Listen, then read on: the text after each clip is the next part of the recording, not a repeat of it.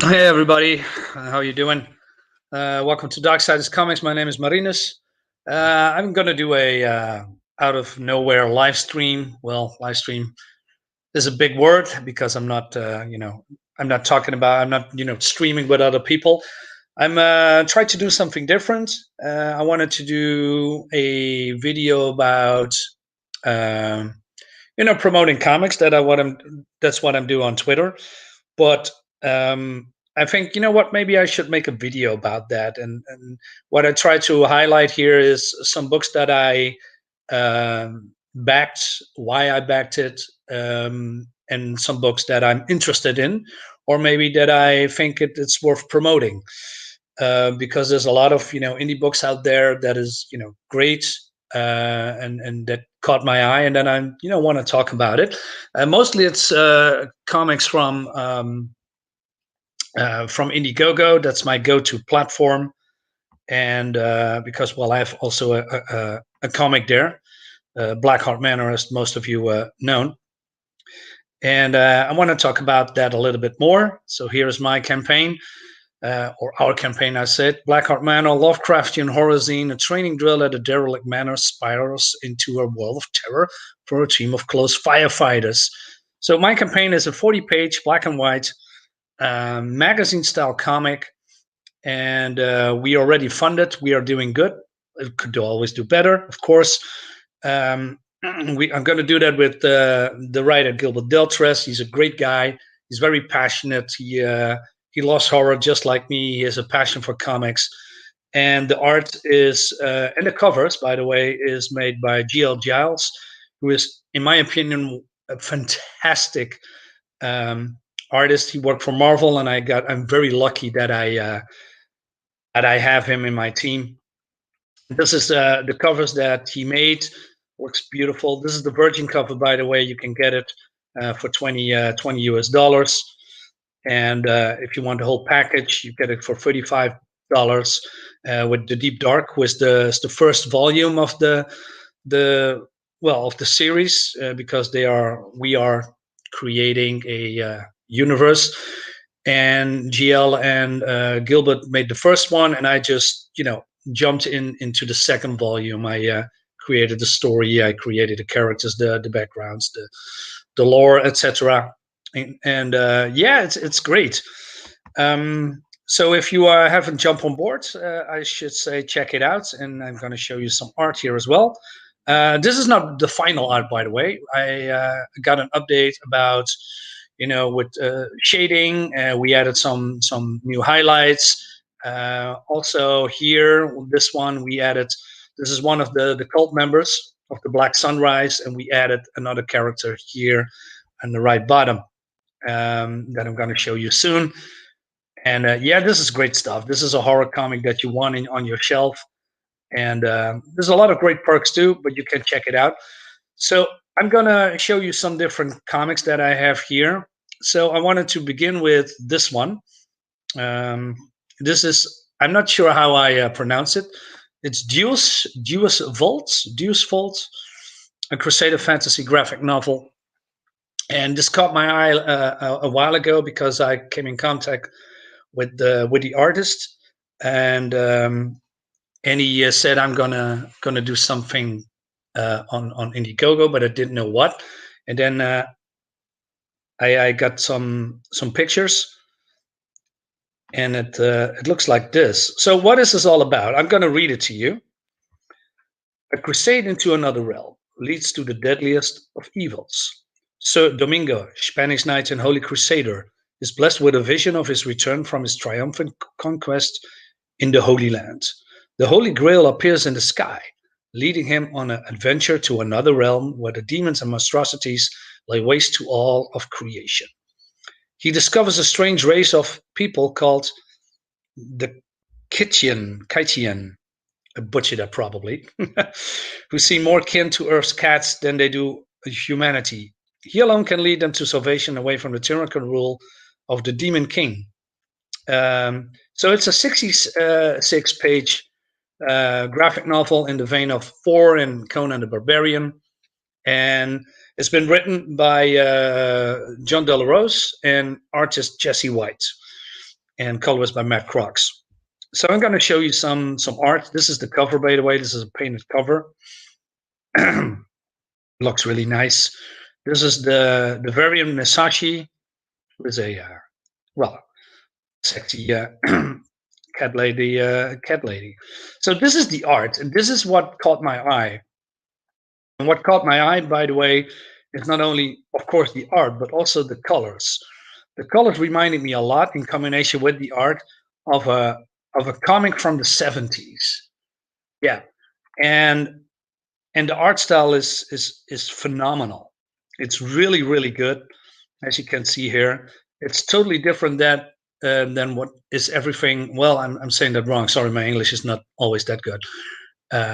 It's totally different what you see on Indiegogo or in any other indie campaigns, and that makes it stands out and makes it unique.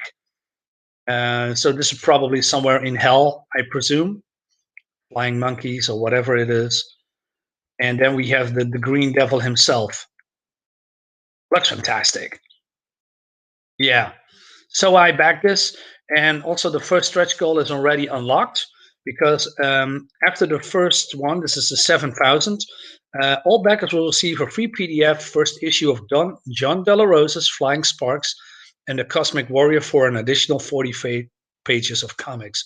So you get, I believe, 2 PDFs, if I'm reading that correctly. So 45 pages in total, I guess, or per book. I'm not entirely sure. So that's what you get for free. And with 8,000, and I believe they are already close to that, then they include chapter covers in the book as pinups of the beautiful new art, which will extend the books to 72 pages. So you got 11 more extra pages of content. That's great. So let me double check. I got it in my currency here in euros. So let me change that. Edit currency. Oh, it stands here. Very converted to 9,225 US dollars. So, okay, they already smashed that goal. Great. And it's only 29 days left. I'm going to follow that. It's great. So the next one is Bonds, The Drive. Challenging long-studied tradition, Lena is determined to become the next pack alpha. This is made by my friend, Kate, Miriam Bonds. Miriam is a great person. She is a great artist. She has 12 years of experience, and her influence is, it's manga. And she has made this is her first book, by the way. And the whole complete chapter is done already. And it was her goal to first make a comic and then make a graphic novel.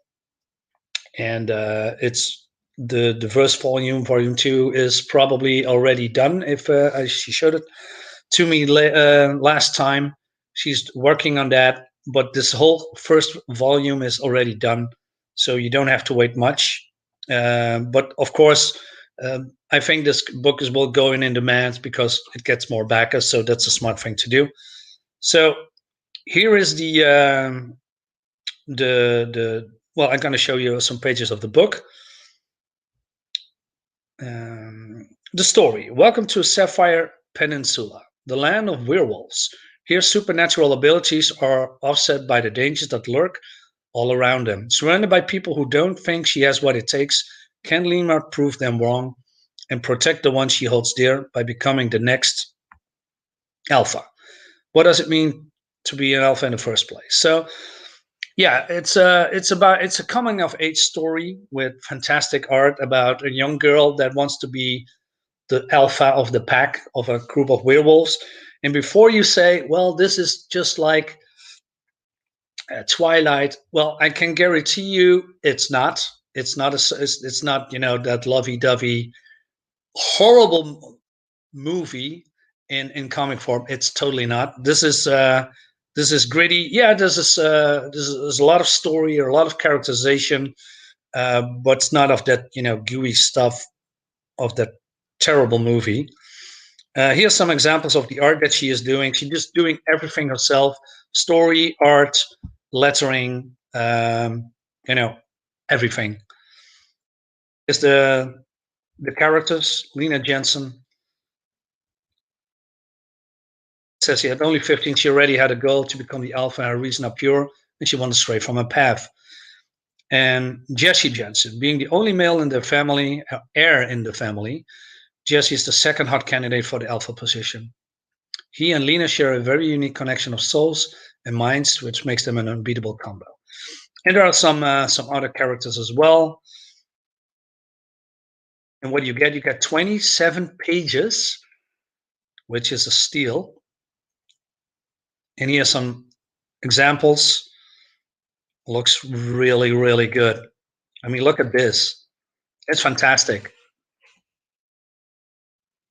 Fantastic. It looks really great. Yeah, I backed this, of course, in the first day, because I like manga. I like the facial expressions. She's very good with anatomy and motion. Fight scenes are looking pretty cool. Beautiful faces of the females. Well, I love to look at females. And here's some prints that you can get. Also fantastic. And she just doing a collaboration with Red Gaze, who's also a friend of mine. I'm calling him a friend. He's great, and he's a great guy. He also has a comic that I can talk probably in another video. So yeah, bonds. Oh, by the way, this high quality art print is unlocked already. So you get some trading cards, you get some bookmark, you get some prints if you back physical copies. And this is the one next in line to be unlocked. And at 30,000, you get the mini comic.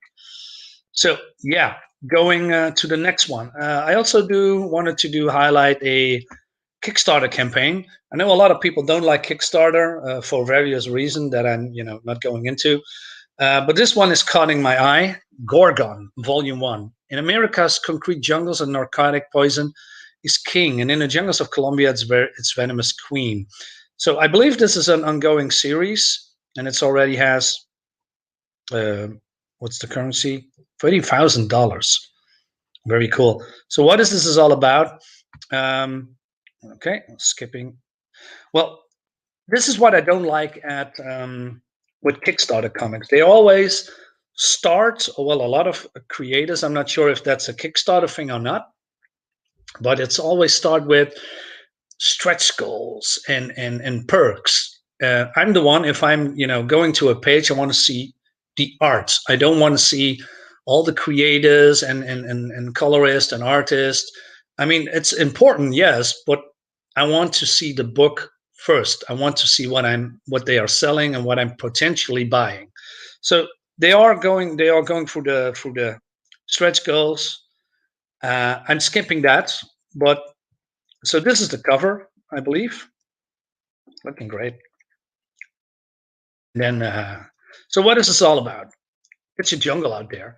For the concrete shadows of America's inner cities to a vine-strangled temple lost in the tropical rainforest of Colombia, a new lethal drug raises its serpentine head, Gorgon.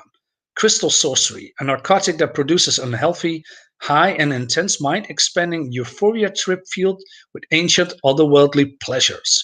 A dream dancing in the droplet at the tip of the needle. But there's a price for such dreams. So yeah, I'm not, because I believe this is a monster comic, and I'm not sure if the monster is real or maybe it's drug-induced images. I'm not entirely sure. But yeah, this looks also really cool. It says here, the most sought, you know what, you can pause it and read it yourself. There's a lot of text here. It says here, well, I can mention this. Gorgon is a new high-concept cinematic blend of ancient supernatural creature horror. I'm not sure what the cinematic part is all about, but okay. And a modern-day violent drama from the creative team, etc., etc. Jay Fotis, Mark Kidwell, and Jeff Sorrow from 68 Rising Rebels. I heard of that comic. I'm not entirely sure. Okay, so it's about Colombian drug cartels, violent action, monstrous, exotic creatures, and the forgotten goddess of ancient Greek myth. Well, that setting and story just caught my eye. It's a 48-page book. I'm sorry, and well, you have the digital, and then etc. etc. I'm going to show that a little bit later. So here we go. We see the pages. So it's here in Colombia, and I must say I love the art. By the way, I love the setting. It oozes atmosphere. With the hacking, with the flies, and with the heat around them. Body here, it looks very cool. Show you some more pages. So I believe this is the first couple of pages of the book. And yeah, nice facial expression, some dialogue here. Here's also, I believe, the monster, or maybe one of the monsters. I'm not sure if there is more. And we see here just, okay, this person is getting killed. A little bit tiny, these pages, but if you can, it looks great what you can see here on screen. So add-ons. So there's some add-ons here, bonuses. I got this one, by the way, the book and the Kickstarter bonus for $10 because it has the Frank Frazetta cover. I love Frank Frazetta, and I always wanted to get Moonmade, but somehow I forget about the comic, and I couldn't get it for a reasonable price. So this is a 32 one-shot that it's very limited as well, and this is the interior art. It's really cool. I love this art, and I'm glad I can get it. Well, this one is already sold out, so I couldn't get this. Okay, then I'm gonna. Sorry for taking it so long because I'm on a laptop. It doesn't. So they made $30,000. So what do you get? You get the novella. That's the standard. That's the graphic novel. It includes a PDF and all stretch goals. I'm not always. Okay, maybe I should rephrase that. Well, what do you get? Okay, let me see this. Maybe I should go to the top. I'm just messing this up because all the stretch goals are not at. Yeah, they do it. Okay, here we go. Stretch goals. You got a pin set. Okay, collector card pin set. Looks cool. Nice cards, nice cover. We got a upgrade, some bling, matte finish with spot gloss enhancement, and they have a box set. But it's only there's a box set upgrade, but that's probably what I confused me a little bit because this upgrades Jungle Box Standard Venom upgrade, interior art skin, and numbered with hologram seal. Cool, but it's only for people who ordered this package. So people with with the normal quote unquote perk that they don't get anything, which is a little bit weird to me. I mean, if you do stretch goals, then the stretch goals should be for everyone. I mean, that's why there are stretch goals, for the people who backed you and help you get your goal. But hey, that's my personal opinion. And at the 13,000, we get also a free comic, a one-shot from Frank Rosetta's Neanderthal. So I got the normal perk, from the $25, and so I'm getting this perk as well with other cover, with the left or the right. I like both, but I'm a Frank Frazetta guy, so I really want to have the Frank Frazetta cover. So yeah, this is looks great. So check it out if you are interested, or not, of course. And then we go to something that is totally different. This is not the one that I have backed, but I want to, I don't know, show it because this is more a novel for children. It's a page-turning oceanic tale filled with mysticism and ecology. 50+ stunning hand-drawn illustrations. So this is a book with illustrations about, adventures in the ocean. And I think that's great that I think we need to more have children books on Indiegogo. I think that's great. It's I mean, books are for everyone, and this is probably something that people would like, or children, maybe for young and old. So you get for $40, you get the standard edition, the first edition. What do you get? Well, a signed copy. Well, that's okay. And I believe it's a very thick book, as you can see here, 100 plus pages of adventure and plus 15 drawn illustrations. So I'm not sure if it's 150 pages or 100 pages and 50 pages hand drawn. I believe the latter, is that how you say it? But I'm not entirely sure. I could be wrong. Maybe it's 150 pages. It could be wrong. So these are the creators, and they, well, it's not very much of an explanation. They just created it, and wanted to do something different. It's a mystical hero quest designed to awaken a child's sense of adventure, wonder, and self-reliance. I mean, most importantly, her spiritual connection to the planet. Okay, cool. So this is some wilderness, mysticism, ecology, marine biology. God, my English. Marine biology. Biology? Is that how you say it? Plant medicine and geography.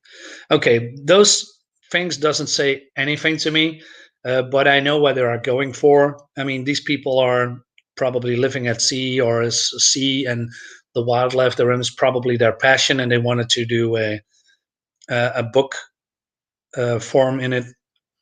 Okay, what you won't find inside: consumerism, violence, social media, video games, junk food, talking down. Speak to the child's innate brilliance. I think that's cool, right? I mean, we are being poisoned by things on social media and Twitter, which Twitter is a cesspool of negativity mostly. I'm glad that it's not here. So it's basically a very innocent retelling or telling of a story, what happened on sea, with mythological creatures, just like a children's book. Middle grade fiction from age to 7 to 13. Written to appeal to parents, appropriate for children of any age. So yeah, they take it all in consideration. Leave all the modern day bullshit out of it, and just go back to your inner child. And I love that. I mean, nowadays kids have phones, and they can go on internet, and yeah, well, I'm glad they are leaving this all out, and just get a book and just read it and get lost in the pictures, or in the words, or in the stories, and let go back to being a child again, right? Something like that.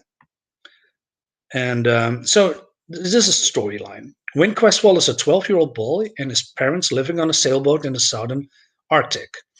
The fate gets intertwined with a narwhal whale, medicine woman, and her daughter. Adventure, ingenuity, and suspense guided every turn of this oceanic tale. And yeah, we have some pictures here. This is what it looks on the inside. So this is what you expect. You have some stories and some illustrations to enhance the story. This is probably offer and a lot of people that I don't know. I mean, it looks great. This book is not for me, but I want to highlight for people who are interested in it and maybe have kids and want to do something, show them something differently or read them something differently. I think this is a great campaign, and it needs to be highlighted more that stuff like this is happening. So yeah, by the way, here's also the timeline. The campaign in March, editing and prototyping, printing, and in May it's going to be delivered. Ebook, audiobook, animated series, sequel, etc., etc. Well, this is very cool. It's very transparent, so I like that. So the last one that I want to highlight is Confederate Monster Comic Book 1, Issue 1 and 3. I discovered this recently, and you know what? I'm gonna share this. Just give me a second. Maybe I'm gonna share it everything. So I'm gonna tweet. I'm gonna do that with the other ones as well. So this is about. Well, you know what? I'm gonna read it to you. The South will rise undead when the story of Frankenstein meets Civil War. So this is a different take on Frankenstein. And what attracted to me, but also confused me a little bit, is this is a exclusive first printing. So I'm not sure if this is going to be in stores or something, because I'm always, get shivers on my back when I say, well, it's exclusive first printing on Indiegogo or something like that. So does that mean it comes out in stores later, or is it all in stores and this is a printing? I'm not sure. I'm just making stuff up, but that's the thought what I'm getting. It says here, the world of Frankenstein meets Civil War in a place of cover. Okay, this is more like a introduction of the creator.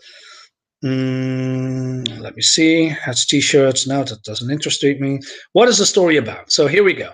In Frankenstein, we meet the Civil War wasn't enough to grab your attention. Here's a brief breakdown of the story. In the final months of the American Civil War, a secret Confederate plot is unfolding. Desperate to turn the tide toward their favor, the Confederates, is that how you say it? Confederates? Okay. Have pursued a ghastly ghost story as a last resort. A horrific tale about a mad scientist who is believed to have brought a hideous dead monster back to life. Strangely enough, this foreign fairy tale has proven to be much more fact than fiction. Okay. So we have some more text here below. As the rebels put the final plans into action, a reconstruction surgeon named Dr. Daniel Schmidt rebuilds their broken soldiers, all the while living with bone-chilling secrets of his own. For all his charms and brilliance, Daniel hides a monstrous past. Many years ago, in a different life, he was none other than the lab assistant to the very same mad scientist the Confederates now seek, Dr. Victor Frankenstein. So this is cool, and that is also the thing that caught my eye. So it's probably, well, in the movies it's Igor who was the helper or slave, or what do you call it, of Dr. Victor Frankenstein. But well, probably they changed it here and they made him a story around him. I'm not sure if this Igor has changed his name in the comics or it's just another name. It could be. It doesn't matter.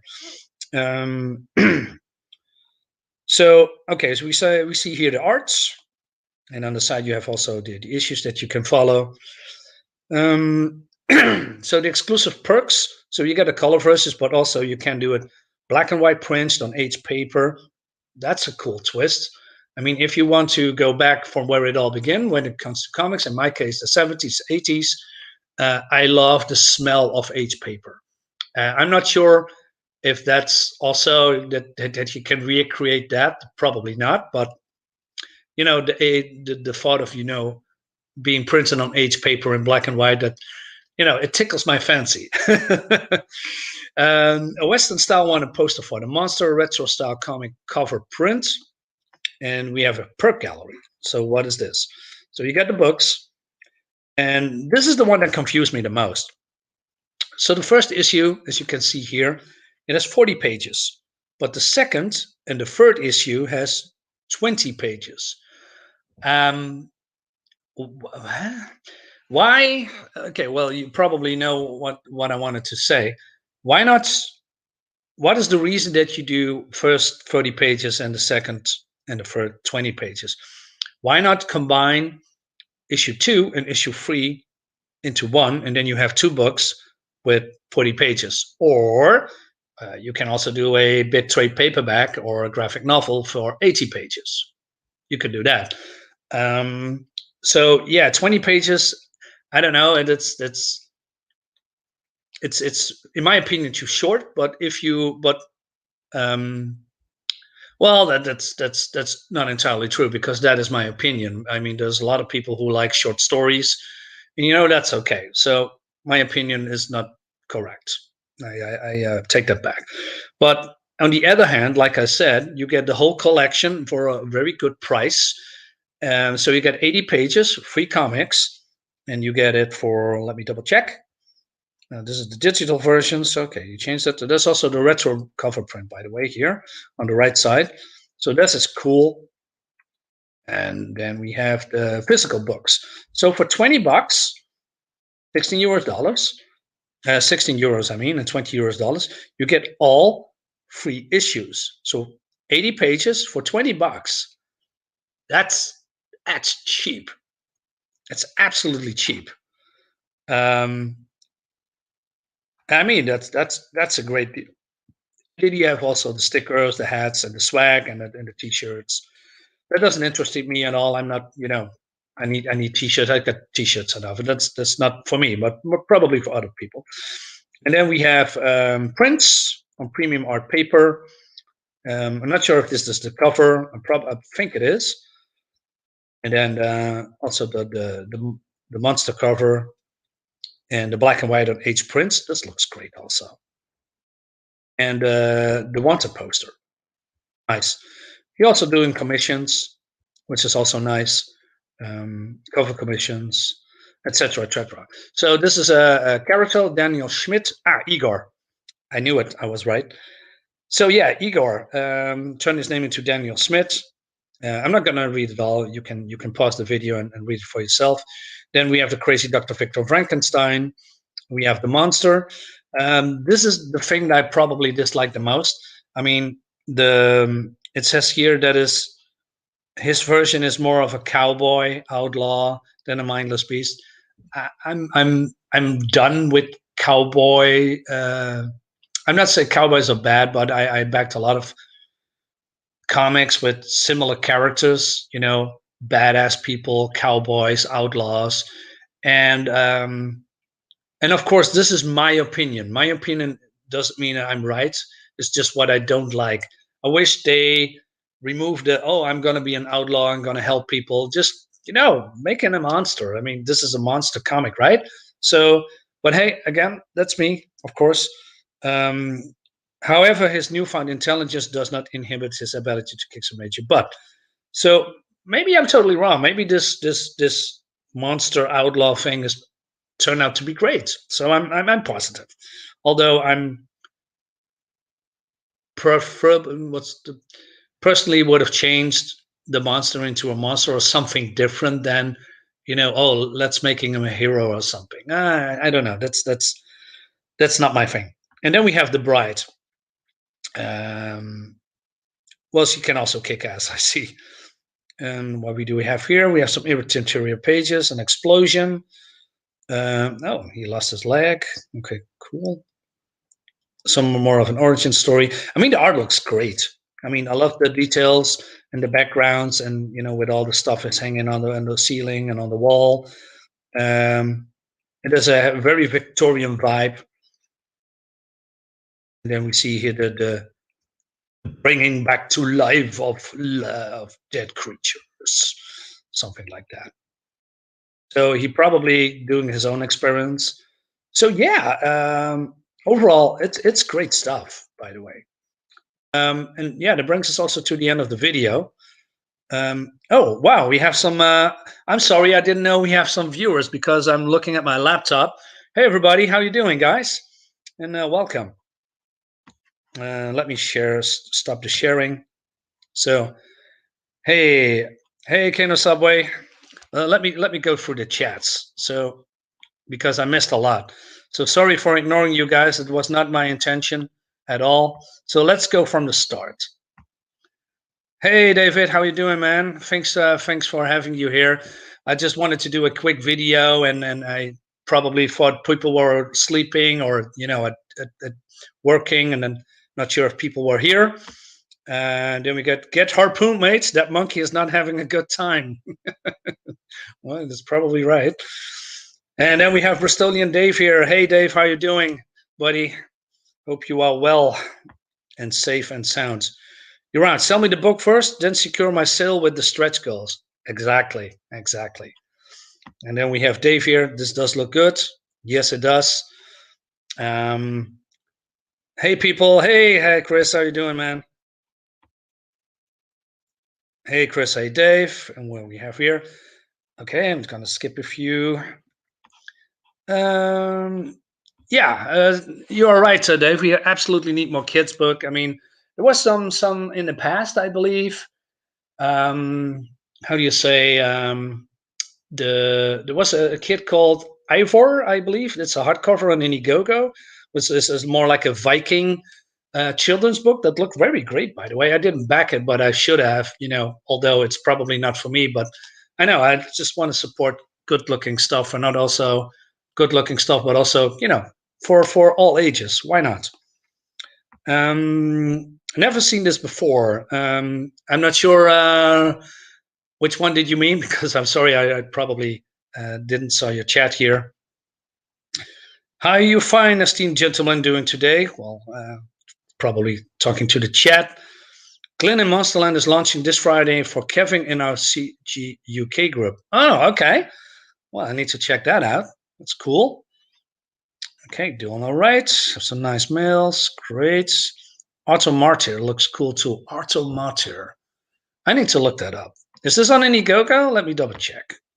Auto Martyr. Oh man, this is going so slow. Come on, hurry. Yeah, I'm lying here on my couch, by the way, all lazy in the afternoon.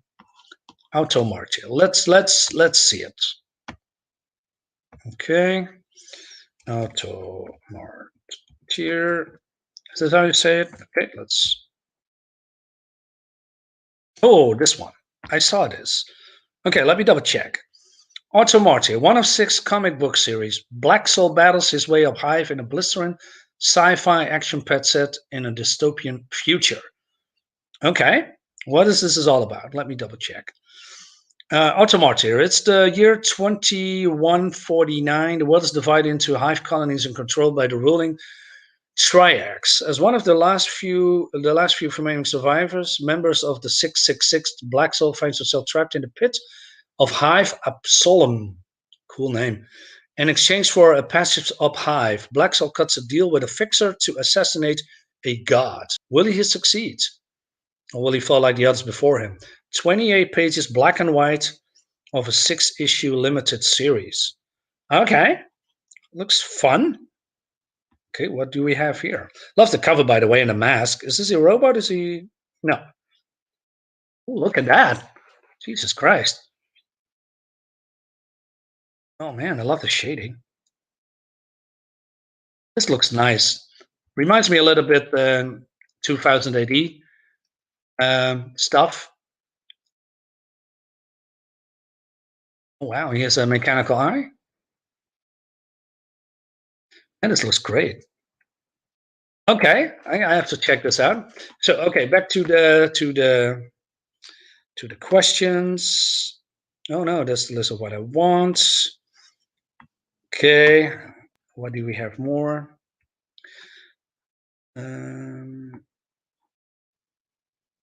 Okay, what is this?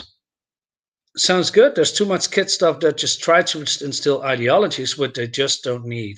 Kids needs the good kid stuff, not adult stuff disguised as kid stuff. Well, Dave, my friend, I couldn't have said it any better. Absolutely. I mean, like I said also here a while ago, I think we need to go back to how we grew up as kids without. Well, I grew up without social media. I grew up when I moved with comics, and I feel like a child again sometimes when I read all the comics, because it brings me back to the more, how do you say, innocent times. I think that's the right word. And without, social media, without Twitter, without Facebook, without what we have, Hives, we had. There's also some platform called Hives when I was younger in the 90s. Stuff like that, and now everyone is talking trash about each other in every social platform, and that's that's sad. It's just sad. Yeah, Confederate Monsters looks awesome. Yeah, I agree. I mean, Confederate Monsters, I just stumbled it by accident, and I looked at it, and the colors looks cool. It's popping. It has a Victorian age. It has a new twist on Victor Frankenstein and Igor. So it's the star of the show is not Frankenstein, but more ego and a more hero aspect, or maybe he's the mad scientist. I don't know. It looks it looks great. I like the way this book looks. I probably get one of those draw in tears if there's still some later. Yeah. And then we have Lortia MGB. I'm sorry if I butchered that, Lortia. Hey, folks. How you doing? Well, welcome. And okay, hey. What is that here? How goes? Well, I'm doing fine. How are you? So far, so good. I'm about to go to eat. Okay. It's also on. Same here, waiting for my pizza to be done for the lunch. Well, yeah. Now I'm hungry, Lortia. Now I'm hungry. I want to have a pizza as well. Just got done eating barbecue chicken a little bit. Are you kidding me? Stop talking about food. I'm hungry. Oh, nice. Hey, Darkside, it's comics. Got to go to eat. Okay, David. See you later, man. Thanks for stopping by. I appreciate that you are coming. Often you can tell if a kid's book is made by parents or by an adult who doesn't have kids themselves. Yeah, you're absolutely right. I don't have kids myself, so I'm not very suited to make a kid's book. Although I have some ideas, but I probably would, how do you say, let the writing do to a guy or a girl who has some experience with parenting. I'm not suitable for that, but I want more, kids book in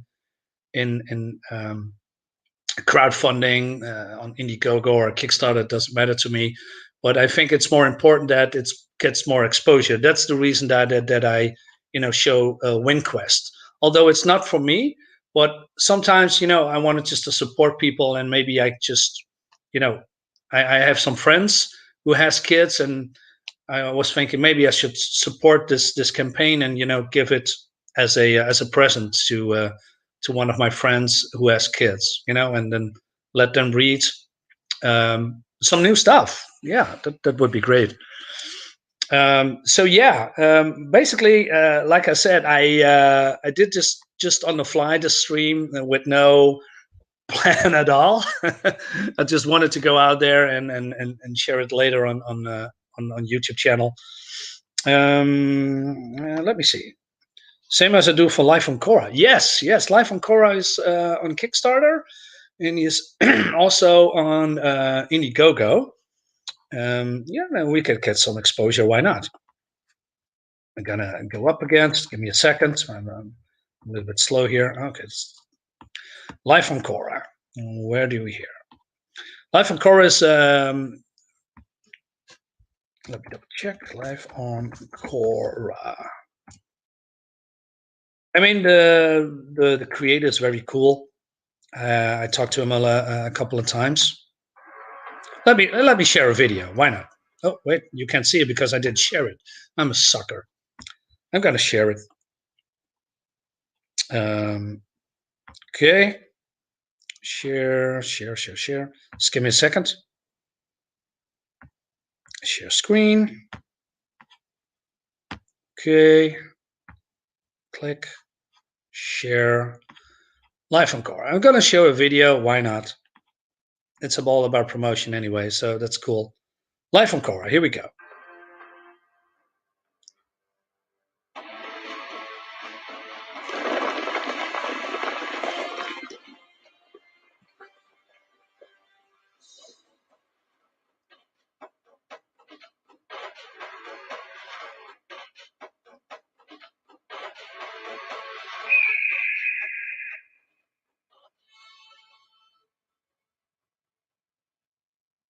Yeah, I like the dramatic music. So, Life on Cora. It's made by Fairies and Ants. He's a great guy, or I assume that he's a guy. By the way, it could be wrong. So if that's the case, I'm sorry. It says every scene rocks freely. The Archeola, is that how you say it? Will set an example. And what is this all about? Somewhere deep in the mountains lives the mother, and the mother gives life to all Rucola. To break away from the mountain every day, supplying it water and food, gathering information from other creatures on drugs, and protecting the mother from harm. Today, Octas went out of the water, avoiding the gigantic hydraki birds who break them up for nesting material. That is until he hears a scream for help nearby. So it's a 32-page standalone comic story on the world of Cora. It's the third in the series. You can read the 8 pages here and on the link. Cora is a blue orb making its way through the universe. Its blue light pulsing warmth in the desolate vastness of space, with continents orbiting around it like planets around the sun. A single gigantic cloud supplies the creatures living on these continents the water, and life thrives in this improbable world. So yeah, you are right. This is also a sorry, I got in my throat. This is a nice, cool looking book for kids. You know, have some adventures about I believe a stone giant, a golem or something like that, and you know, protecting the world. And having and as you can see, the colors is very popping. It's a lot of greens, a lot of gray, and a lot of purples. I mean, that's probably the theme and the tone of the comic as well. And yeah, it looks fun for kids, right? So for $10, you already have the main physical copy, which is great. And for $5, you got the PDF and the Stone Surfer physical copy. So is this more a nod to the Silver Surfer? I'm not sure. Pebbles and Peril. Oh, that's a cool looking cover. Right. Okay. So there's a lot of perks, original pages, black and white commissions. Cool. Yeah. Original arts. That's cheap. Oh, and here's the back of files. So he showed a lot. I cannot see it very well, so I'm skipping a little bit. Creator, Mike Jimmy de Bruin. Ah, he's a Dutch, just as I am. Okay, he's coming from the same. We come from the Netherlands. And then we have the colorist. She's born in the Philippines. Aristine. Okay. And then we have the writer, Martin Fisher. Oh, he did Star Wars and Transformers. Cool, like a Star Wars, Batman, and the Jurassic Worlds that he's currently doing. Very cool. Very cool. I'm going to share this as well. Okay, let me, come on. Skip. Oh, he already, okay. Let's copy the link. What's going on? Sorry, I'm a klutz sometimes. Let's share this. Why not? Let's help people, man, who generally wants to make fun comics. Why not? It's the least we can do. So, getting back to the screen. Okay, Bristolian Dave says, I think anyone can write kids' book as long as you write it for the kids. Well, yeah, that's true. A lot of these people write the book for themselves and what they want to teach kids. That's absolutely true. I think if I go back, I, have some recreations of what I like normally, but what I like is not always good, probably. So I have to figure out what kids really want, and what I think is kids really want is, has fun, imagination, positivity, no stress, have good role models, fun protagonist, and an quote unquote evil villain that the good guys is going to defeat for, maybe some friendship and love. I think something like that. I could be wrong, but I think that's probably one of the most important things that kids need in life. Okay. That doesn't work and make a shit product. And that doesn't work and makes a shit product. Yes. Okay. sorry, Lotia. You're a dude. Very good. I'm sorry if I misjudged you. wasn't my intention at all. Live from Cora looks good. Yeah. Thanks by my team. I did. Oh, wait a minute. You are. Jesus Christ. Now, like I said, I can be such a clutch. You are the one. Oh man, I feel so embarrassed right now. Okay, let's go back. Let's go back. Let's go back. Let's go back. Jesus Christ. How could I make such a big mistake? Oh, no. Probably I'm confused again. I thought that you're one of the creators, or okay, let's forget this whole scenario and move on before I'm embarrassing myself even more. But Lachia, maybe you can elaborate. What? So you and your team, are you part of Life on Cora, or am I mistaken? Every 2 facts be given away on a ritual page. So, okay, you are part of the. But which one are you then? Are you the writer? Are you the colorist, or are you Mike Jimmy de Bruin?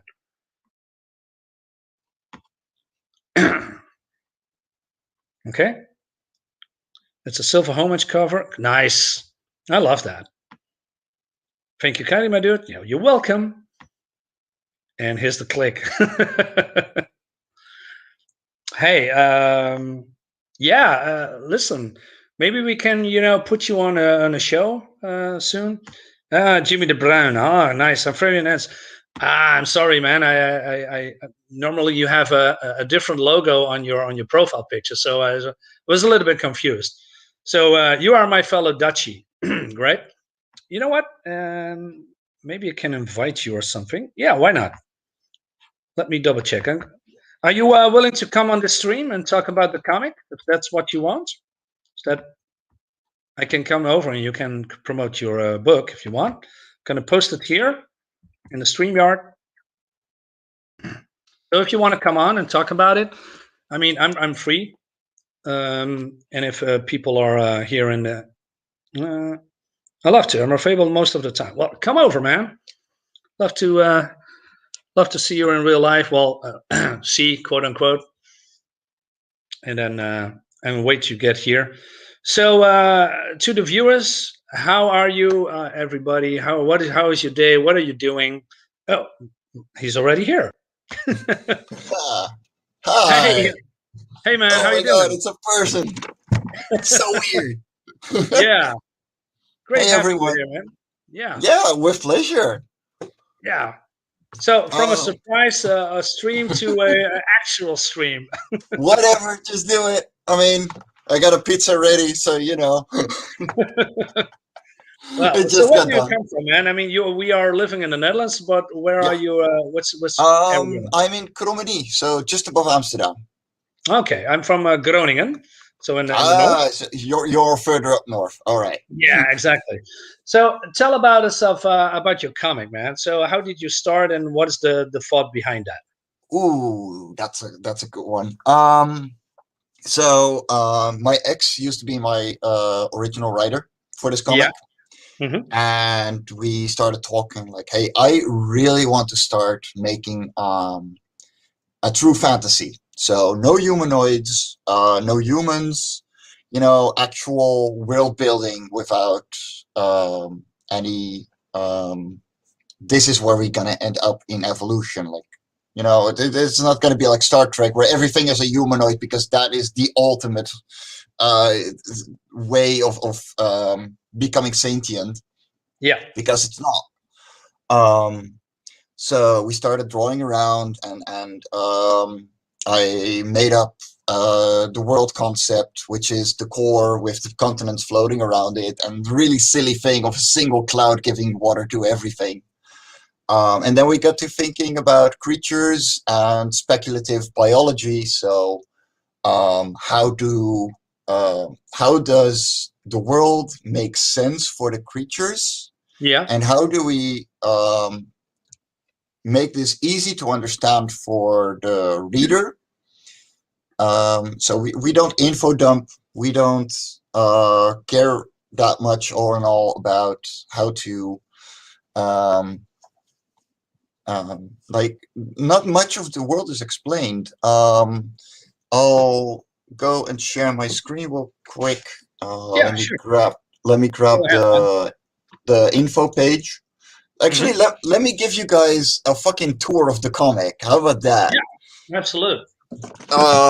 They give you a complete, let's go through it. Yeah, let's go wild, And man. I mean, this is just a yeah, surprise why not? We're community, here, so everything you know, goes. I'm not prepared for questions, so I'm just going along. like it, now let it load. Damn it. Yeah. The fucking, there we go. PDF is loading. And share the PDF. And let's see, there we go. So, Well, maybe you can cool. talk about a little bit about yourself as well. I mean, how did you Yeah. decided to go in comics? Do you have a background in comics, or just wake up and said, you know what, I'm gonna make a comic for everybody? Um, Absolutely the latter. Um, Yeah. my like 3 years ago, 4 by now actually. Hmm. Um, I was working in construction. I hated every second of it. Oh man. Yeah. Um, so I told myself like, no, we're not going to do this anymore. We're going to start working on a comic, and we like I'm not going to make money right away. I don't care, but this is not the place where I want to be in life. So we're gonna continue. Like we're going to start with 2 pages a week, besides my day job, which was still construction at the time, Yeah. and we're going to just do this.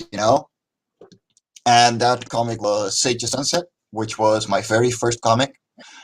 Yeah. I got into over 100 pages as a webcomic, and then I was like, no, it's not working. I'm not. It's too big.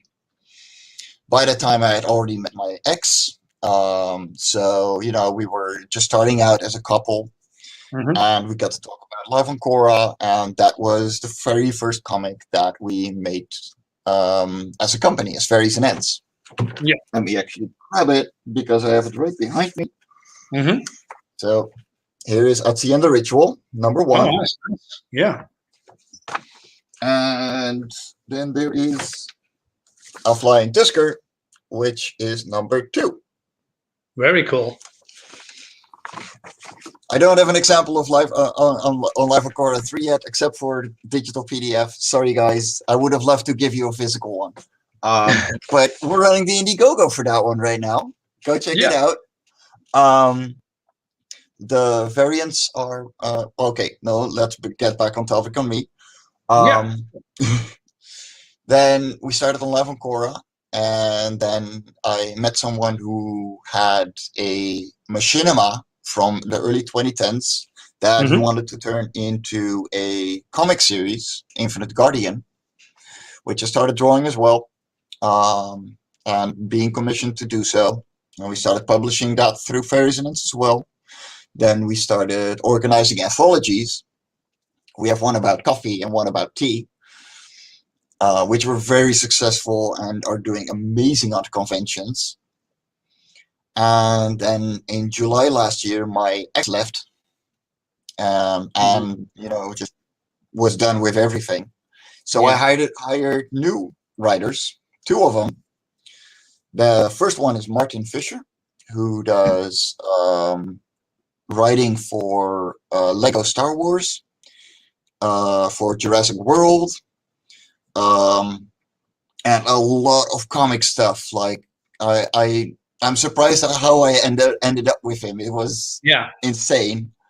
And the second one is Kimberly Kovac, who is currently writing the um, web novel The Pirates Chronicle, which I am making uh, this new cover for. Wait, let me double check that. Can I just give me a second? Yeah, you should be able to put me on full. Yeah, solo layout is probably it. Yes. Yes, looks nice, So man. currently Really working on nice. that. Gonna Yeah, have to color it over the weekend. yeah. And Yeah, she has written Love and Cora 4, which I started on only 2 weeks ago. Yeah. And yeah, we're just going on and pushing on, and this is a series that I believe in, that we believe in, and I hired a colorist, Aristine, for this issue, so the coloring in the previous issues is a lot less awesome than the ones that we're seeing right now. And yeah, the rest is for the future, and we're just gonna make it happen together. Yeah. So this book aimed for all ages or specifically children? Yes, What's yeah. it's for all ages. A grown-up can read it. My main proofreaders are grown-ups. I have a couple of kids who follow the series as well, and um, they love it, and Yeah, it's that's very easy for them to follow. Because I'm going to give you an example of all the world building that you need to understand for this comic. yeah. So, oh, no, zoom in. Damn it. Where I love this cover, by the way. It's really cool, very atmospheric. Yeah. Thank you. So this is all the world building you need. The world is foreign, entirely different from its very core. The core of light that is at its center, whose pulsations give it its rhythm, to the odd forms of life that strive on the bits of land floating around it. That's everything that needs to be explained. And then you have the visual representation. There's no info dump. And then it's straight into the story. And that's it. Yeah. And every story is like that. The first issue is 22 pages, the second 32, and then this one is 32 again, and that's going to keep on rolling with 32 pages. Right. And so yeah, where is this set in place? This is not Earth. This is some no. I don't know. This is just a megastructure that you would find in any sci-fi. So it's comparable to the Death Star or the Bowl of Heaven. Kudos to those who understand where that is from. And yeah, it's just a place in space. It's a building in space, an ancient megastructure that has lost its original civilization, but life still continued, and new sentient creatures arose from the ashes of the previous civilizations. Right. Okay, that's cool. So is this a world that's expanding, or is this the world that it is, or is there's a through the story that the world is rebuilding itself or something like that? It's more of we follow creatures that have ascendant to sentience, and taking a day in the life off. Right. So it's a bit of a slice of life. Like my writers think up a creature, I design it, and they just make a day in the life, and that can be from being super exciting and action driven like Live on Cora 3, or really relaxed and talking about how the way of the civilizations and the rituals might harm or make some of the individuals very unhappy to be inside that civilization. Okay, sounds mysterious. At all. Well, that's great, man. I mean, you are doing on Kickstarter, so that's closed, and now you're gonna do it on Indiegogo. Yes. Is this an ongoing series, or? Yes. I'm jumping straight into issue 4. Great. I already got 4 pages inked. The colorist is going to start next month, so I got 8 pages ahead of her. And yeah, gonna deliver in May. And then probably in June, the next comic is already gonna be done. Right. So, So that's we keep trucking. yeah. Well, that's the most important thing, cranking out comics that people like. And are you, sticking on Life on Cora, or you have other projects in the works as well that you want to, show or produce? We're going to start with a new series by a different artist called The Radiant Sight by the writer Martin Fisher, who came up with it. Yeah. Which is about a girl who finds a dress that makes her the most irresistible thing to any person around. Okay. And she's using that to gain a place in life as she comes from the slums, and she moves her way up through society with that dress. Okay. So that's that. And when is that going out, or is that still in the works? That's still in pre-production. The artist only recently sent me the storyboard, and I'm still editing that. Oh wow! So it's really really early. We'll start working on it. The production should start next month. Like this weekend, I have to go and finish editing that storyboard, and then it's a green light, and he can just work. And I'm gonna pay him properly. Then we're gonna do a crowdfunding to fund the rest of it. And I'm looking forward to having a third project under Fairies and Ants. Sounds good, man. Cool. Really cool. Okay, well, I hope it all works out. I mean, what you're doing is very fun, and like I said, we need more children's book on Indiegogo and on Kickstarter. I think that's a very good thing. Instead of only superheroes and monsters and other things. I mean, those are great too. I mean, I'm making a horror comic myself, Black Hawk Banner, but we need more diverse stories for everyone. That's definitely that's what I wanted to address. And so, man, thank you for coming real quick, because I just wanted to make a video very short, maybe half an hour, and then it all expanded. So there was a very surprise. Whatever. That's how life goes. I do want to say one last thing about the Indiegogo campaign. Sure. Because you kind of looked over it. But every 25 backers, we are sending out an original page to one of the backers. As a surprise. As a surprise. Okay. As an extra gift. And that is an original inked page by me. It doesn't matter if it's a digital copy that you ordered or a physical one. Doesn't matter which tier. Someone is going to get one of those pages. That's going to be up to 125 backers, so 5 pages in total to be raffled out. Yeah. Okay. Oh, we have a genuine comment. I missed it. Hey, what is it? Dave? Dave, right?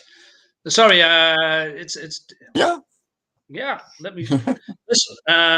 I can expand this, Dave. Do you want to come on the show? Hell yeah! I'm gonna start on my pizza. It's getting cold. Sorry.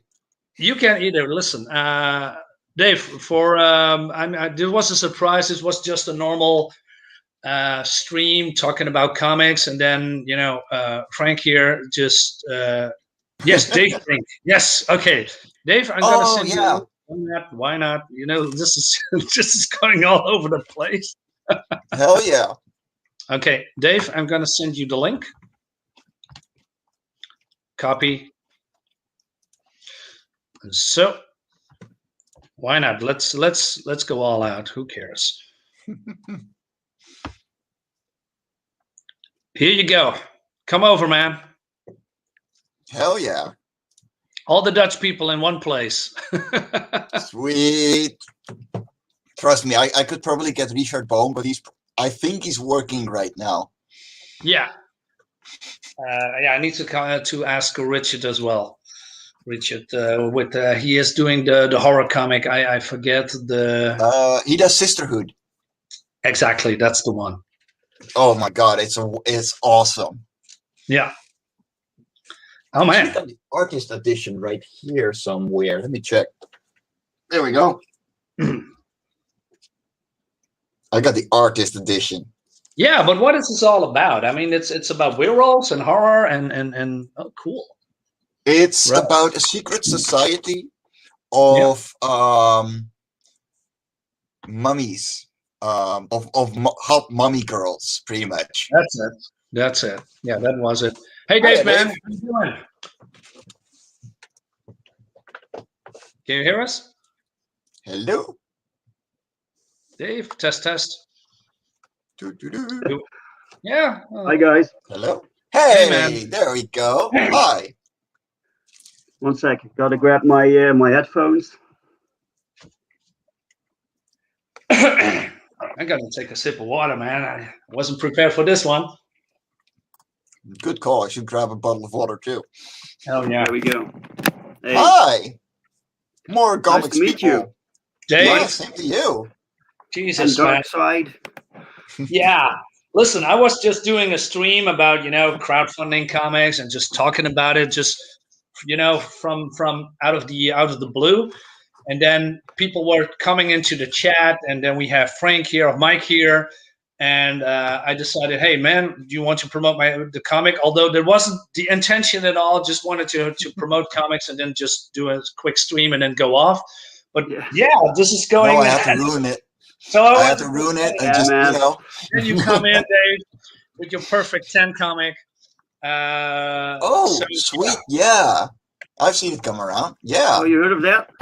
Yeah, definitely. Dude, it's all over Twitter. Don't worry. The problem is, Yeah. there are so many indie books that I want to grab.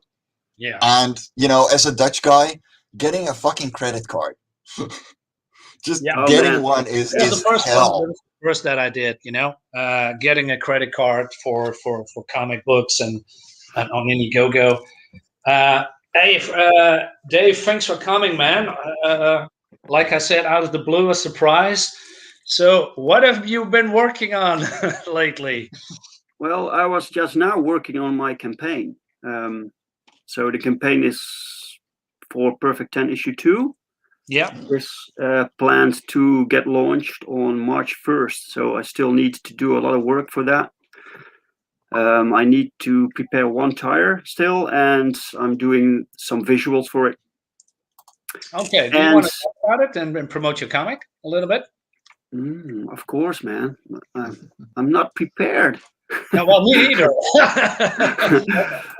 This is a surprise for you. Okay, let me see, man. Indiegogo. Yeah. Let's slide that over. It really helps when you have multiple monitors, Yeah, I just do this on my laptop. I need to have a camera and multiple monitors as well, but I'm working on that. I have some questions for you, Dave, but like I said, I'm not prepared at all, so I'm doing this on the fly. All right. But we can talk about it a little bit. So your first campaign here on the Indie, did it also on Kickstarter, by the way, or not? No, not this one. Not Perfect 10. Perfect 10 was the first campaign I did on Indiegogo. Yeah. I did a few campaigns before that, and that was all on Kickstarter. Okay. But I moved away from Kickstarter because I didn't like their policies. And that was a good move because it brought me into contact with a completely new network of creators and customers, and these are really enthusiastic people. So they're hungry. They are hungry. Yeah, man, it's great. And so I really got lucky too. I think that I connected with the right people at the right time. Yeah. And they told me get on to Twitter, and they had friends coming in, and everyone started to promote the hell out of it, and then it suddenly blew up. So that was great, and I never reached these numbers on Kickstarter. Wow, really? So weird, right? I mean, how did it go with the Kickstarter? Because I'm not very familiar with Kickstarter. Did you go on streams as well, or is it you launch your campaign and then people just back your book? How did that work? Did you Yeah, with a certain crowd there? I didn't have that connection with the audience really. I didn't do live streams. Yeah. For instance, I didn't really know that was something that happened or that really attracted people. Mm-hmm. I didn't have my own channel, and I frankly didn't have the network or people telling me I had to do that. So it was a learning process, really. Yeah. Plus, the last Kickstarter I did with a publisher, and and I discovered that many things I had to do myself. So I think it could have gone a lot better if I had the right crew around me, the right contacts. Yeah. Because if you have to figure everything out by yourself, you're missing a lot. Yeah. I totally agree. I mean, it's important that you surround it, because this is what I'm doing is my first comic as well, right? I mean, I'm doing in Blackheart Manor. I got a great team, great visual, great artist, great. Yeah, that looks good, man. Right? Yeah, Mhm. thank you very much.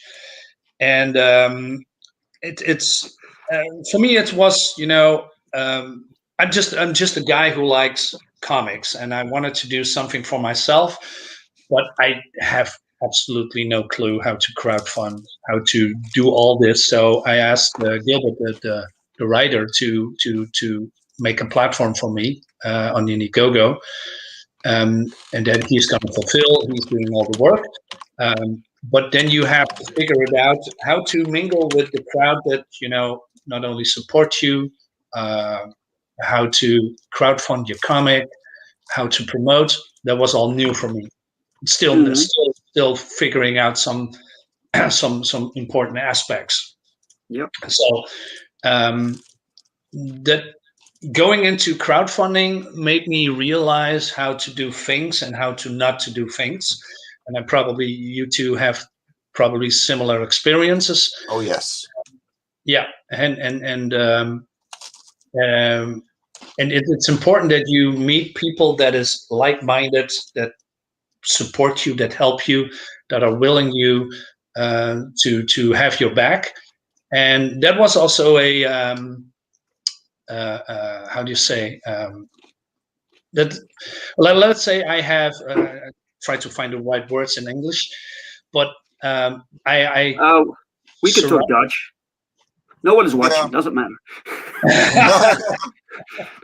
Well, I'm gonna post this on YouTube, so probably we can continue, but we can talk off after the stream in Dutch if you guys want. But I'm surrounding now myself, and I found a group of people that are great, and I'm doing another project with we're going to start a project, and I'm writing and creating a universe now for the same people, and let's say I'm still new to writing. I can create, I can have backgrounds and universe and people that I'm good at, but writing, that's an whole other ball game. So I'm still learning how to, from creating to writing, because I think that's still two things apart, two different things. Definitely. And I'm getting help from those people a lot, and I'm blessed with that. Although I'm not a religious person, but I'm blessed with the people that from other sides of the world that try to help me realize my goal. And I think that's great. I think that's great. The biggest tip that I found for writing comic scripts and I mean, I'm just the artist myself, like I'm not a writer at all. Yeah. Is to write without prose. So you keep out the dialogue, you keep out the narration, and everything that you want narrated goes into the panel itself. Okay. You know, it goes into the background of the panel. And the difference, like the difference in quality that you can create from with and without prose in comic script is incredible, because you're going to be looking at the difference of he did this thing, or the panel literally showing the character doing that thing. Yeah. You know, Show, that don't tell. whole show don't tell is something that a lot of writers don't get immediately when they start writing a script for a visual medium, because they're not Right. visual themselves. Exactly. Yeah. Let the art speak for themselves, and then put the Yes. narration in later to add the flavor, to add Yes. yeah. Is that what you are doing as well, Dave? Is that your approach? Well, it's rather pointless to write down what's happening. You have to write it down for the artists so they know.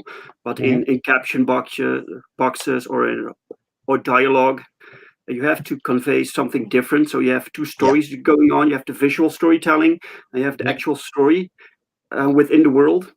But there are also instances that you do need the prose. Oh yes, a little. Yes. For the visuals, for instance, with visuals that are based on dialogue. Someone makes a joke and then someone has to react to it. You have to know that beforehand, you know. So the Marvel method doesn't really work with me. I have to know what people say and you know. Oh, for sure. I mean, the Marvel way does not work for me either. I mean, I get like 60 pages of script for a 32-page comic from my writers, and like, good luck, have fun. Edit this first, and then, you know, just do your thing. Yeah. I mean, I got it right here, because, you know, it can never get too far away from me. Like, this is Life on Cora 4.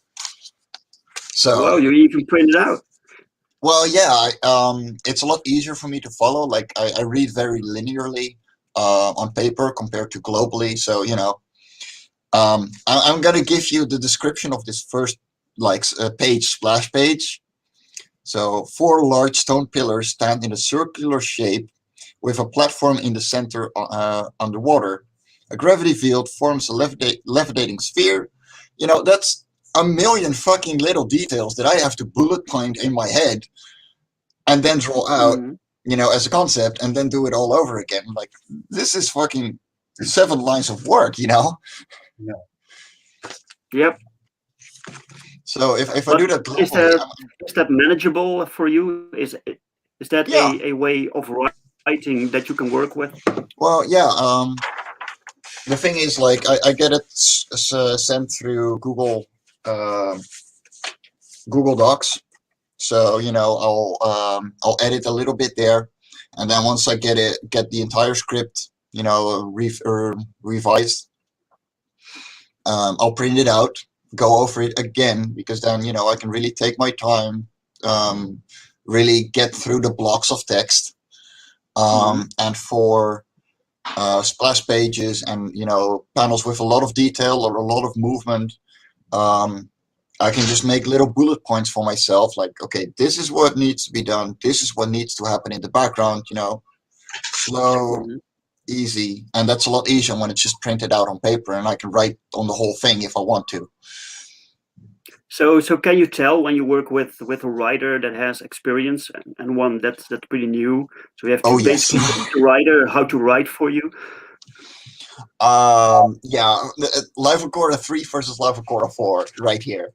I got 2 writers. Like, the one does a lot of work for Lego Star Wars and Jurassic World and everything. You know, it's been it's been super easy. Like I only had to do typos, and I had a fucking script ready to go.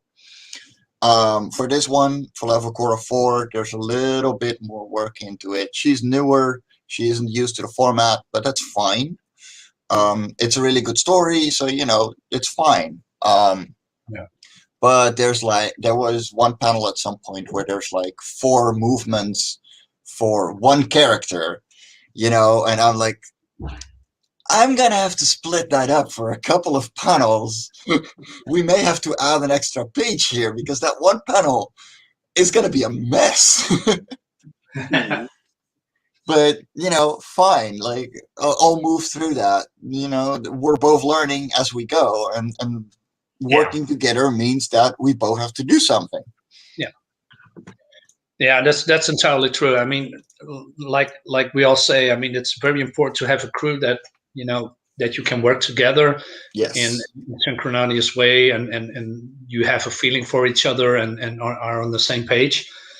And if you are promoting the book, I think you know that's it's going to help the campaign a lot. I mean, you're doing great with the first campaign as well, Dave. No, the Kickstarter failed like there was no tomorrow. No, it was horrible.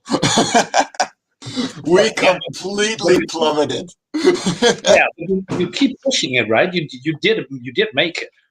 No, we didn't. We made 707 euros out of our 2,000 goal. Yeah, we flopped hard. But the good thing is, out of that Kickstarter, we met so many new, awesome people that are pushing us straight into the Indiegogo. So with the first one, we barely got 100 euros on the first day. Now within the first 24 hours, we were up to 200, you know, and right now we're at 300. And we've been barely running for 5 days. And I'm going to be honest with you.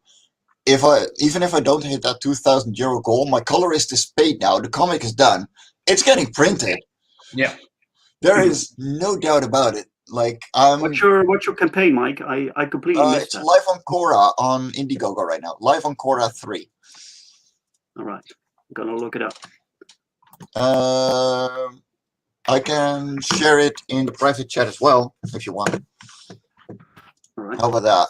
Might be a little easier.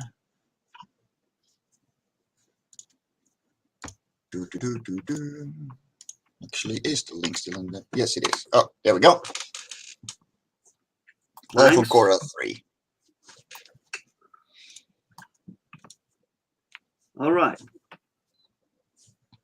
You have a pretty low goal set. That's because it's already funded. No, it's not. I am going for the printing now. For the Kickstarter goal, there was the printing and partially paying the colorist still. I already paid the colorist in full. I just want to get this comic out of people. So I'm like, it's a flexible goal. It doesn't make like 500 is the smallest number you can put on Indiegogo. But yeah, at about 1,000 euros, I'm pretty much even at this point. Right. You know, and the 1,300 that went to my colorist are gonna make their money back anyway. Like, she did a wonderful job, and she just she got the comic to a whole different level. So, you know, money well spent. Cool, man. A digital copy for just $5. Yeah, it's a steal, man. That's so how many pages is this? 32. All right, man. And then we got a variant cover by Daniel HDR and by Richard van der Linde. The one by Daniel HDR is also an homage to the Silver Server. But there's an even bigger one. If you scroll down all the way to the end of the tiers, you can get the original art of Daniel HDR's painting. Maybe we could share it. Wait a minute, so people can see it too. Yeah, that's something. Yeah, sure. Let me see. Do Screen sharing, 2 Get monitors. back to work. No, I'm penciling. Well, I was penciling on the background. This is my break. Okay, this was my lunch break. You need to get back I to was work, trying man. to eat a pizza and then I got invited. All right. Okay, I'm gonna share it. You can see it now? Yeah, there we go. Okay, cool. All right, so it's the first time I saw this, so those colors are pretty nice. Thank you. The whole idea behind there not being any reds or yellows is because the core only gives off blue light frequency. So we with our human eyes would only be able to see blue. You know, and blue, green, purples. So you got a very limited so this is the entire color scheme throughout the yes. the book. Okay. All right. It gives a bit of a surreal fantasy-like setting. Yeah, that was the entire intention. Okay. Look at this, man. 5 euros. Yeah, 5 euros, but actually it's for 4 euros on the Indiegogo. I still need to fix that. I need to fix that one. It's 4 euros and $5. But this is in English, right? Yes, it's entirely in English. Okay, cool.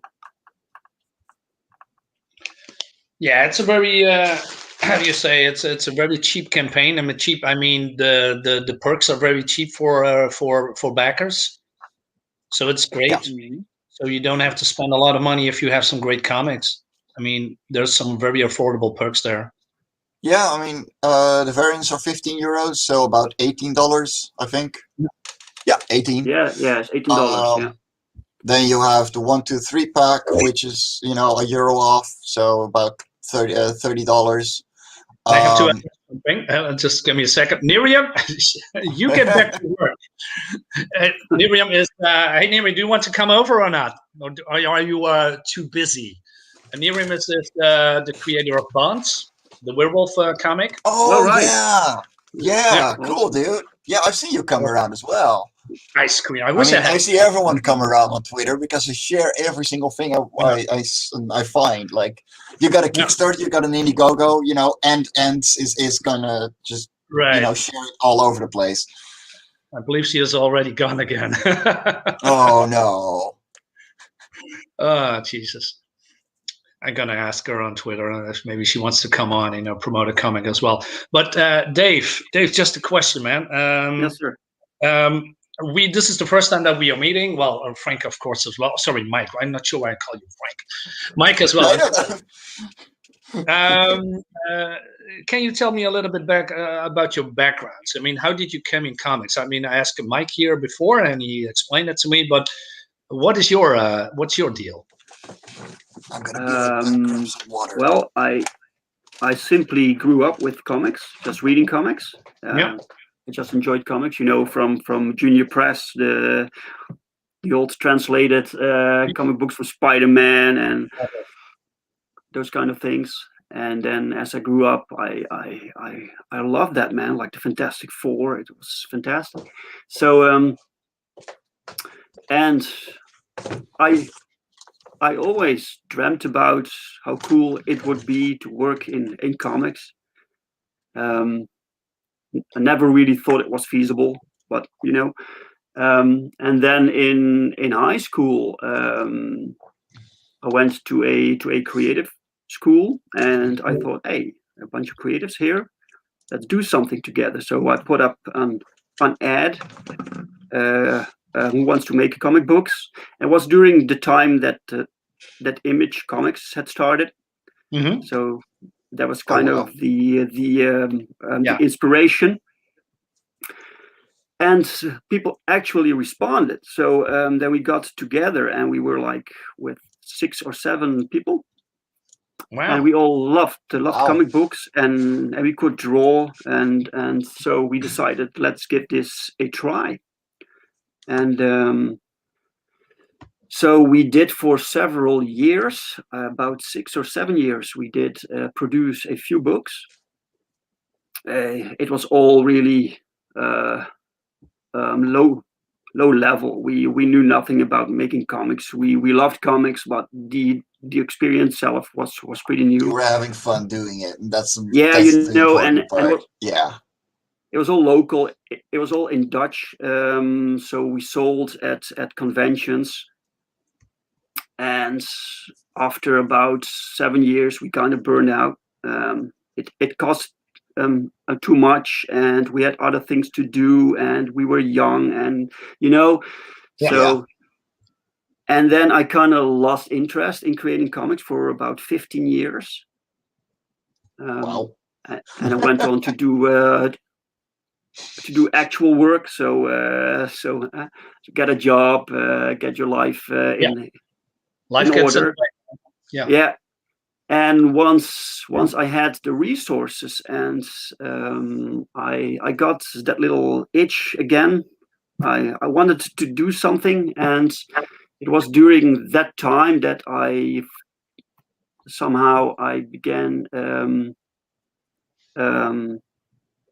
to be active in animal activism.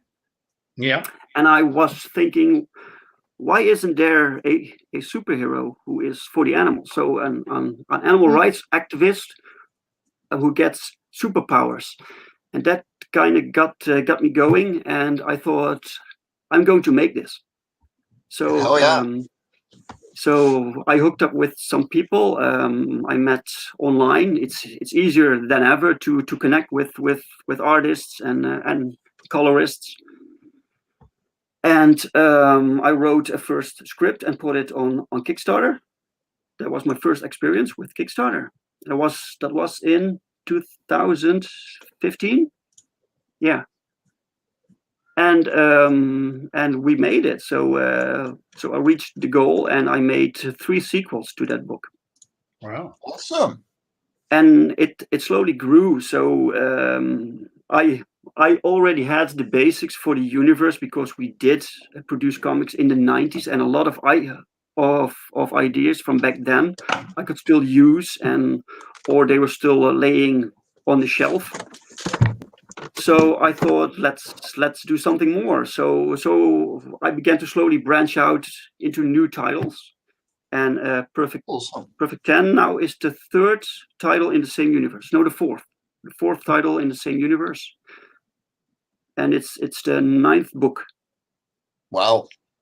Yeah. So you basically like in the 90s. So you are the Dutch image guy. I was trying to, but I was nobody. I was still a student. No one knew me. It was youthful hubris. So, right. But honestly, like that is the perfect time to just go and do what you like. I mean, we're talking about someone who was like 0 to 7 years old in the 90s. So, I'm from 93. I'm really young, but just the early the early 20s, just fucking do whatever you want. You're in your prime of your fucking body. You're still the angsty teen, but you want to be a grown up, and you got your grown up responsibilities. Go mad. Yeah, of course, man. Just do it. If not, you'll have to do it like me, and be 25 and go, I can't do this anymore. No, you think that. Go make a comic about fluffy creatures playing drums. So just. Yeah. So, but you're in the phase now that you think, I can't do this anymore, or are you past that? Oh no! That was 4 years ago when I quit construction. Comics is the thing that I was training for, doing 18-hour days, first working 12 hours in construction, drawing for a few hours, and waking up at 5 a.m. again. Yeah. Doing that 7 days a week, just to get better on a comic. Yeah. No, you can't. You really can't. I think we all three have a similar experience when it comes to backgrounds and wanting to do comics. I mean, there are like I said, life gets in the way, stuff gets in the way. Yeah. Then there comes a time in your life that you say, okay, now I'm done. I wanted to do something differently. I wanted to go back to my roots, and that's also the reason that I just gonna want to make a comic. I've been putting this out for so long because I hadn't got the guts or the means or the know-how to pull the trigger on this, and then I just even though it's gonna cost me money, I'm gonna do this. I want to get this out there and hope that people like it, and then from there gonna spend my my work and doing other stuff and work with other people.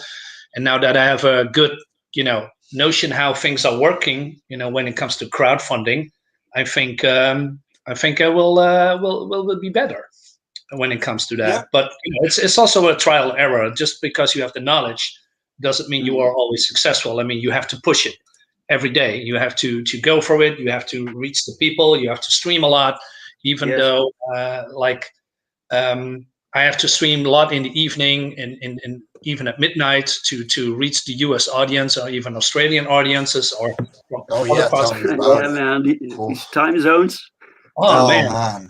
It's killing, but you have to do it, and hopefully you reach enough people that want to back your books and support your books.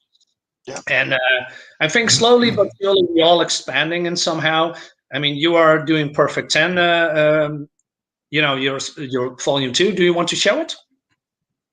Oh, sure. Yeah. Let me show you. Okay. Yeah. Are you going to show it or shall I? Yeah. Yeah, you may show it as well. Right. Let me log out first because I don't want to do something. Right back and grab my smokes because I can see this turning out to be a lot longer and I need nicotine. Yeah, of course, man. Yeah, it was just an hour. Fix. It was just an hour and a 30-minute stream or something, and then you guys come along and ruin everything. All right. No, kidding. Okay. Well, it's just that I don't work today. Coincidentally, so it's just free day off as well. Yeah. I mean, how many people are you working with? How many people? Yeah. Do you have a team of artists and writers or? Yes. I work with let me see, with 3 other people. Cool. Same here. Yeah. Because all right, so the official page is not going up until March 1st. Oh, you can talk about this one if you want. So right now you can find the pre-launch page and you can sign up. And if you sign up, you get a free exclusive print.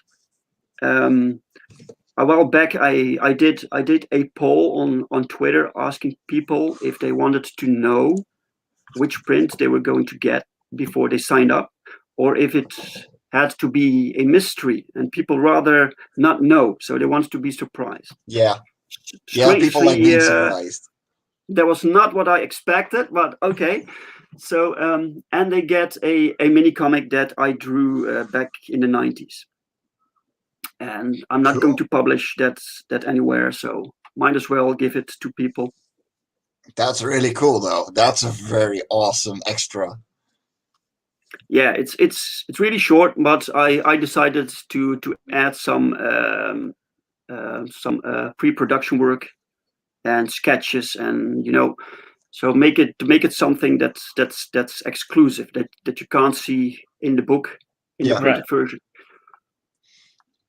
All right, so and we have the beautiful cover by Clayton Barton. Sweet. Yes, this is no cover really. This is a print because I'm launching Perfect 10 issue 2 alongside another new book in the same campaign. And the other book is called Power Trip. And that's like an anthology book. So it has 3 shorter stories. Yeah. But if you buy both new books, then you get this print with it. Right. Sweet. Okay. So yeah. And we're getting hailed. Really? Hail, Commie. How goes, Hey. Commie Mark? Good to see ya. Hey, Mark. Hail the mods. Hail Chad, man. Hail, Hey, Tommy, how you doing? Okay. So yeah. So well, I must say, I really like the print. Yeah. Looks great, man. Yeah. This is exactly what you get.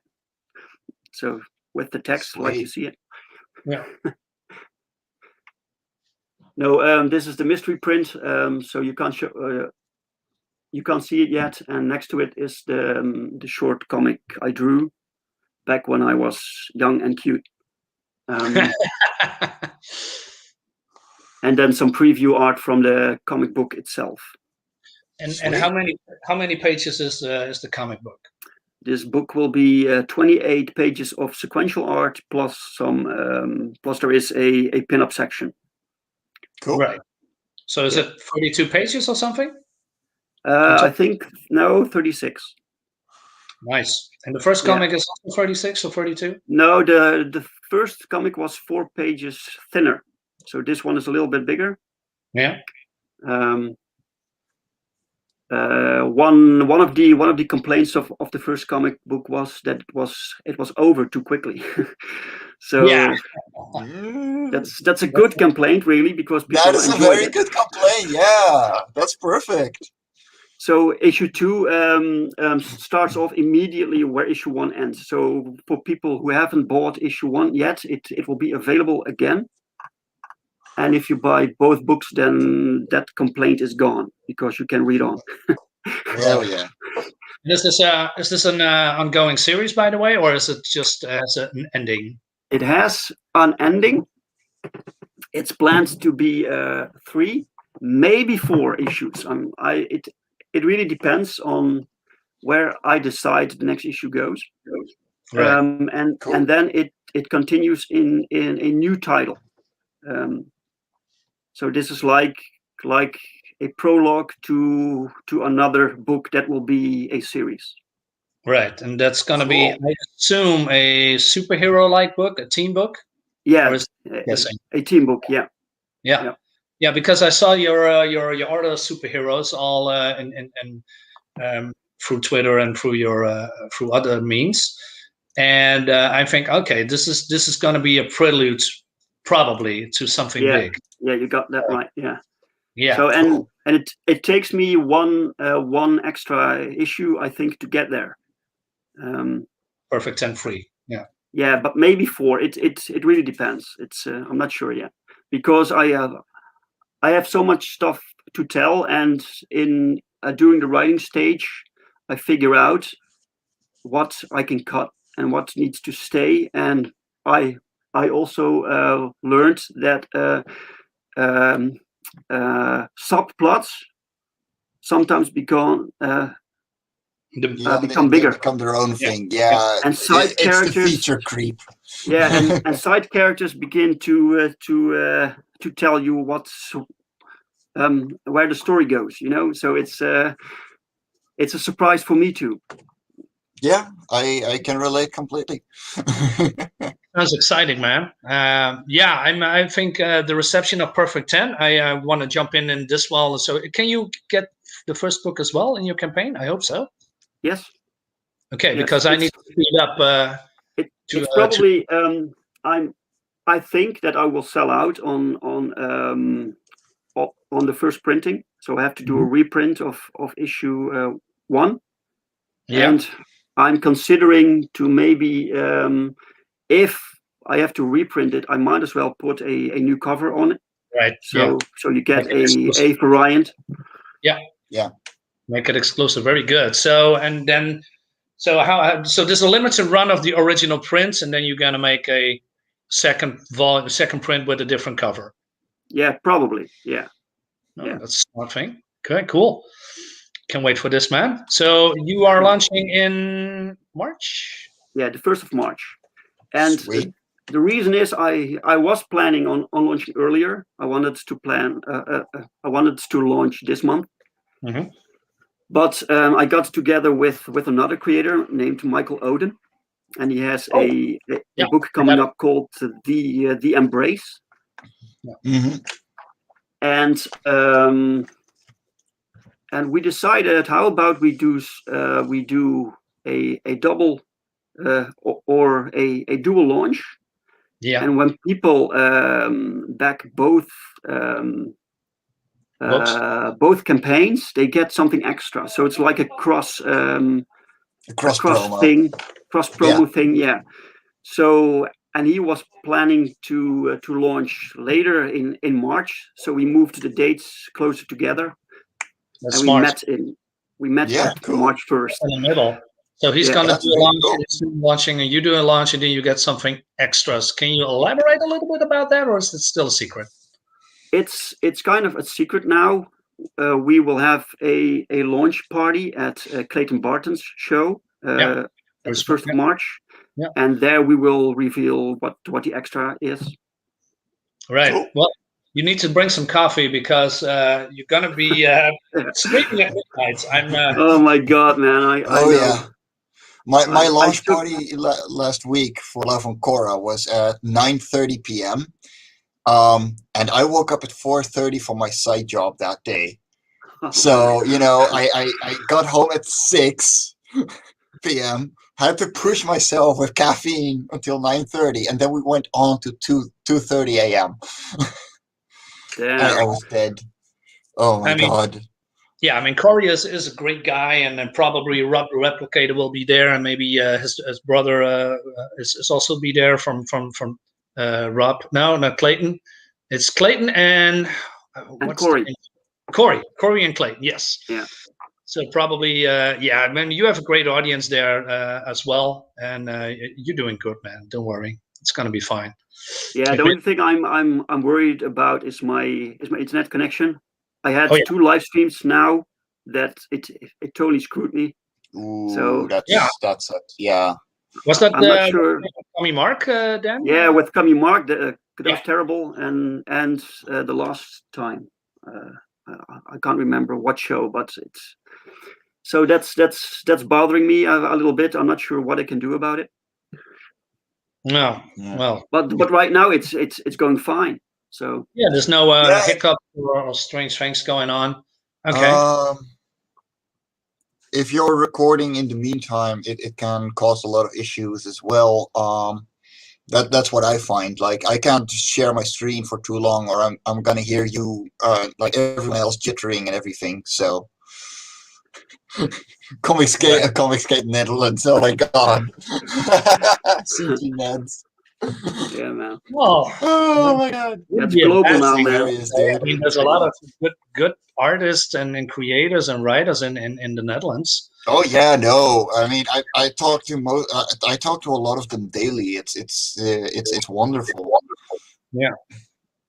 Okay, well, maybe we should talk about that a little bit later. So, Dave, do you want to add something before we close out? Want to say something to the people? Did you want to? I suggest we share his link in the chat right now. Oh, absolutely, can do. Oh, my link, of course. Yes. You do as well, Mike. Throw it in there. Yeah, sure. It's still in the private chat, so I should be good. I'm not. Okay. I'm not. I can't share it in the YouTube chat, but you should be able to. Let me see what I can do for you guys. So I just copy paste it. There you go. Yeah. I can say that this morning I received the finalized video for my campaign. Ooh, and cool. I was psyched, man. So I'm going to put that up today. And when I put it up, I will send people a link so they can watch it. Yeah, sure. Nice. Just give me a second because my battery is dying. Oh my God. Uh-oh.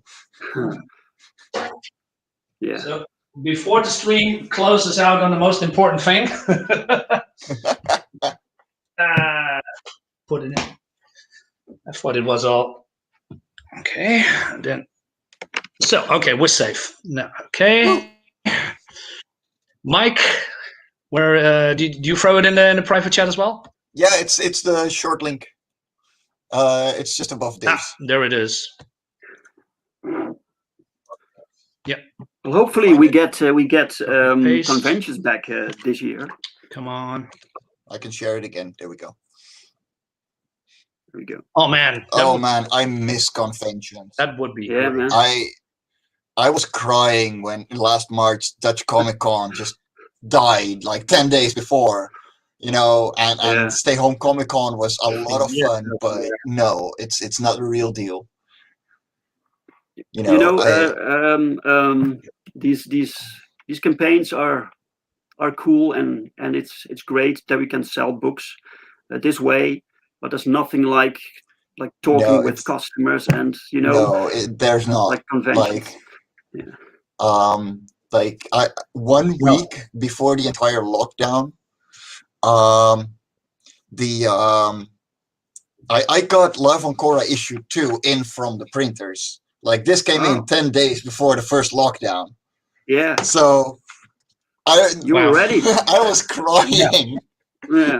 I had people going, when are we gonna see him? Like Dutch Comic Con in March. 2020, it's gonna be there, and it happened, and then it died. Yeah, it's too bad all these things are happening. But yeah, let's hope things will get back to normal very soon, and then we go into conventions again and meet the real people. I haven't been there, as a customer, but not as the one as a creator. So that's gonna be fun. And you shared Dave's link twice, and no, not mine. Did you see wait that? a minute. I'm sorry, that wasn't. I figured. I figured it was an accident. He just really wants you to sign up to Perfect 10, and so do I. But a little bit of gloating. I am running on Indiegogo as well. Here you go, live on Cora free. Hey man, get out, people, and the Perfect 10 sign up. Yeah, go grab that Perfect 10 copy. It looks wonderful. It's on screen right now. You can't deny it looks wonderful. Absolutely. So yeah, sign up and back my comic as well, Blackheart Manor. You guys stick around. I have some time left before I have to sign off. Guys, everybody, thanks for watching. Until next time. It was a surprise stream, and I had fun with you all. So hey, see you next time. Bye. Yeah, see you next time. Take it easy.